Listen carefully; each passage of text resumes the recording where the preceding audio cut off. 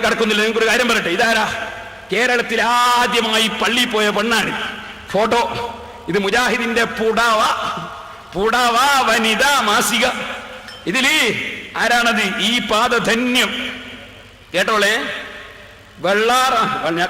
വെള്ളാറമ്പാറ ഖദീജക്കുട്ടി കേരളത്തിൽ ആദ്യമായി അള്ളാഹുവിന്റെ പള്ളിയിൽ പോയി ആരാധന കർമ്മങ്ങൾ പങ്കെടുത്ത 2 മുസ്ലിം വനിതകളെ ഇവിടെ പരിചയപ്പെടുക.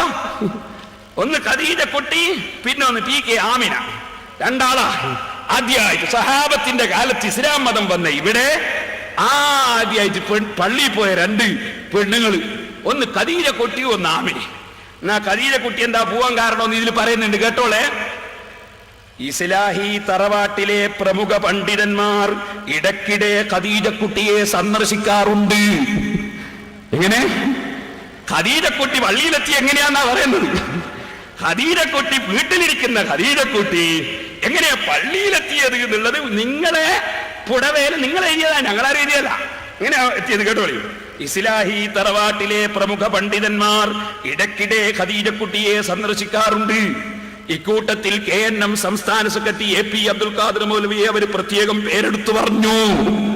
നമ്മളെ മുജാഹിദ് ബോയ്സ് പറഞ്ഞല്ലോ, കച്ചം പഠിക്കലിന്റെ ഉപജ്ഞാതാവ് എന്ന് പറഞ്ഞില്ലേ, അയാൾ ഇടക്കിടക്ക് വരുമ്പോഴും ആരടുത്ത്? ഖദീജക്കുട്ടിന്റെ അടുത്ത്. എന്നിട്ടോ പേരെടുത്ത് പറഞ്ഞു. ഈ അടുത്ത് ഏതാനും മാസങ്ങൾക്ക് മുമ്പ് അദ്ദേഹം വന്ന് കുശലാന്വേഷണം നടത്തിയിരുന്നു. ഖദീജക്കുട്ടിയോട് കുശലാന്വേഷണം. ആര്? AP അബ്ദുൽ ഖാദർ മൗലവിയെ ഇങ്ങനെ കുശലാന്വേഷണം നടത്തിയിട്ട് ഖദീജക്കുട്ടി പറയാ, ഖദീജക്കുട്ടിയോടൊപ്പം ആദ്യഘട്ടത്തിൽ പള്ളിയിൽ പോയിരുന്നവരിൽ ജീവിച്ചിരിക്കുന്ന ഏക സ്ത്രീ ഒതായിലെ PK ആമിനയാണ്. അവർ പല സ്ത്രീകളെയും ഇക്കാര്യത്തിൽ ബോധവൽക്കരണം ദത്തശ്രദ്ധരായിരുന്നു. ഇങ്ങനെ എന്ത് ചെയ്തു? ഈ പള്ളി പോക്ക് ആദ്യമായിട്ട് തുടങ്ങിയത് ഈ ആമിനയും ഖദീജക്കുട്ടിയാണെന്ന് കാന്തപുരം പറഞ്ഞതല്ല. നിങ്ങളെ പത്രമാ കൊണ്ടുവന്നിട്ട് ഈ സ്ക്രീനിൽ കാണിക്കേണ്ടത്.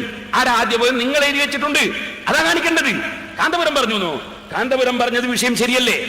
ഇങ്ങനെ പള്ളിയിൽ സ്ത്രീകൾ പോകണം എന്ന് പറയുന്ന ഒരാശയം, അങ്ങനെ ഒരാശയം മുൻകാലത്ത് ആരെങ്കിലും പറഞ്ഞിരുന്നോ? ഇവിടെ ഹനഫി മദ്ഹബിന്റെ കിതാബുകൾ നോക്കിയാൽ പച്ച ഹറാമാണ് എന്നല്ലേ ഇമാം ഖസാനിയെ പോലുള്ളവർ പറഞ്ഞത്. കറാഹത്ത് എന്ന് പറഞ്ഞാലും ഹറാമാണെന്ന് പറഞ്ഞാലും എന്ത് പറഞ്ഞാൽ പോകണ്ട എന്നതിനുണ്ടോ തർക്കം? പോകണ്ട എന്നതിൽ ആർക്കാണ് തർക്കം? എന്നിട്ട് സുബ്ഹാനല്ലാഹ്, എന്തിന് പെണ്ണുങ്ങൾ പള്ളിയിൽ പോകണം എന്നൊരു നിയമം കൊണ്ടുവന്നിട്ട് അതിന് തെളിവ് ഉള്ളാളത്തെ മഖ്ബറയുടെ സമീപത്ത് ഇന്ദിരാഗാന്ധി വന്നിരിക്കുന്നു. ഇതാണോ ഖുർആൻ? ഇതാണോ ഹദീസ്? മുസ്ലിം ലോകത്തെ നിങ്ങൾ എന്തിന് ഭിന്നിപ്പിക്കുന്നു? ഇതാണ് ഞങ്ങൾക്ക് അറിയേണ്ടത്.